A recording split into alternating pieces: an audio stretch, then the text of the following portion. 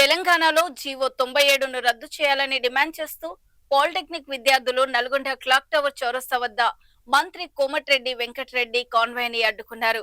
Polytechnic విద్యా వ్యవస్థను కాపాడాలని విద్యార్థులు మంత్రిని కోరారు. అయితే మంత్రి స్పందించిన తీరు తమను నిరాశకు గురి చేసిందని విద్యార్థులు ఆగ్రహం వ్యక్తం చేశారు. జీవో 97పై ప్రభుత్వం పునరాలోచించి తమ భవిష్యత్తుకు న్యాయం చేయాలని డిమాండ్ చేశారు.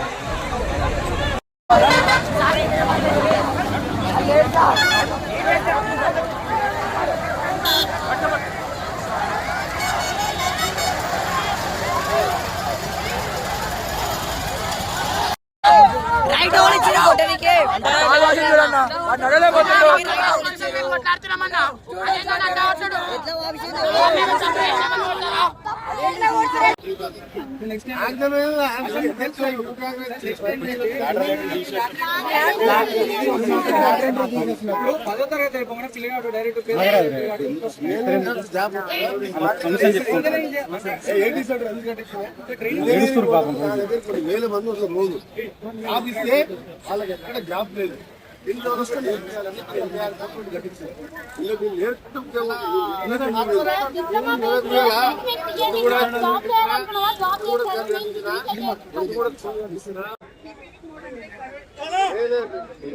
బిల్డింగ్ కట్టే వరకు